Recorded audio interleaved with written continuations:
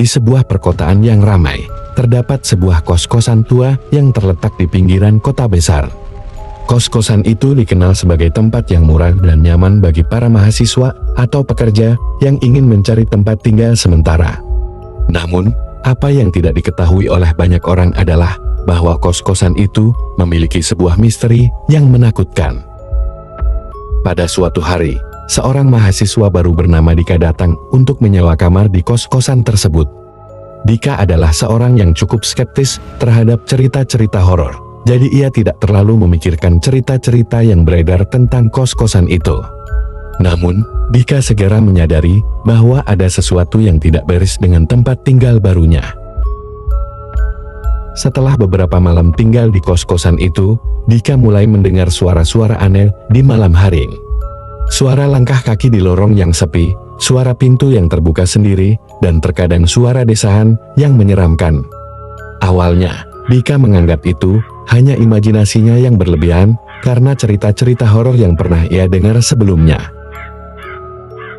Namun, kejadian-kejadian yang semakin sering dan semakin intens membuat Dika semakin yakin bahwa ada sesuatu yang tidak beres dengan kos-kosan tersebut. Ia pun mulai mencari tahu lebih banyak tentang sejarah kos-kosan itu dan menemukan bahwa beberapa tahun yang lalu, ada seorang penghuni kos-kosan yang meninggal secara misterius. Kabarnya, rohnya masih gentayangan di sana. Dika mencoba untuk tetap tenang dan mengabaikan ketakutannya, namun semakin hari, kehadiran sosok misterius itu semakin terasa. Pada suatu malam, ketika Dika sedang tidur, ia merasa ada yang memperhatikannya dari ujung tempat tidur. Ia membuka mata perlahan-lahan dan melihat sosok pocong yang berdiri di ujung kamar.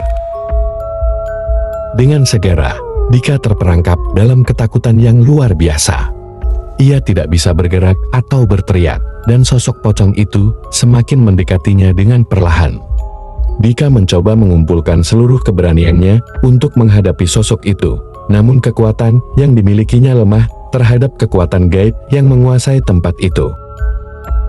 Keesokan paginya, ketika Dika bangun, ia merasa seperti mengalami mimpi buruk yang nyata.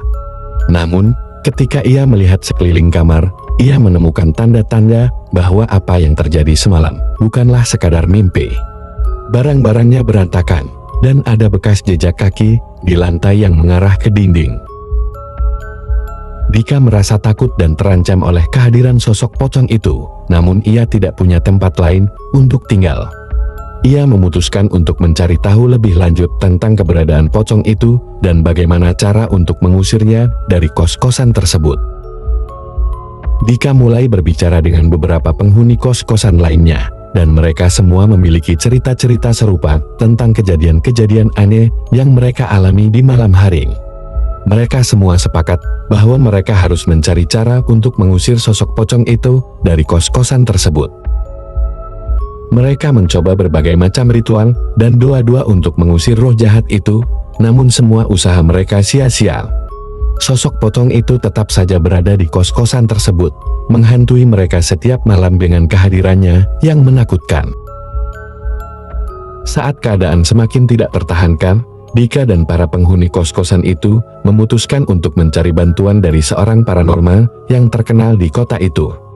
Paranormal itu setuju untuk membantu mereka, namun dengan syarat bahwa mereka harus bersedia untuk mengikuti semua instruksi yang diberikan. Para penghuni kos-kosan itu dengan penuh harapan mengikuti semua instruksi yang diberikan oleh paranormal itu. Mereka melakukan berbagai macam ritual dan puja-pujaan yang rumit. Dan akhirnya, setelah beberapa malam berlalu, mereka merasa bahwa kehadiran sosok pocong itu semakin reda. Namun, ketika mereka merasa bahwa semuanya sudah selesai, kejadian yang mengejutkan terjadi. Salah satu dari para penghuni kos-kosan itu tiba-tiba menghilang tanpa jejak. Mereka mencari kemana-mana, namun tidak ada satupun yang bisa menemukan jejak dari orang itu. Dalam kepanikan dan ketakutan yang luar biasa, para penghuni kos-kosan itu kembali meminta bantuan dari paranormal itu. Setelah melakukan penyelidikan lebih lanjut, paranormal itu menemukan bahwa sosok pocong itu tidak akan pergi begitu saja, kecuali jika mereka menemukan jalan untuk membebaskan roh yang terperangkap di kos-kosan tersebut. Dengan bantuan dari paranormal itu, mereka menemukan petunjuk-petunjuk yang mengarah kepada keberadaan roh yang terperangkap di dalam kos-kosan tersebut. Mereka melakukan serangkaian ritual yang rumit dan berbahaya, dan akhirnya mereka berhasil membebaskan roh itu dari kutukannya. Setelah keberhasilan mereka itu, suasana di kos-kosan itu menjadi lebih tenang dan damai. Para penghuni kos-kosan itu merasa lega bahwa mereka akhirnya bisa hidup tanpa ketakutan akan kehadiran sosok pocong yang menakutkan itu. Namun, meskipun sosok pocong itu telah pergi, cerita tentang kos-kosan itu sebagai tempat yang angker dan berhantu tetap menjadi pembicaraan di kalangan warga kota. Dan bagi Dika dan para penghuni kos-kosan itu, pengalaman mengerikan mereka itu akan tetap menjadi kenangan yang sulit untuk dilupakan selamanya.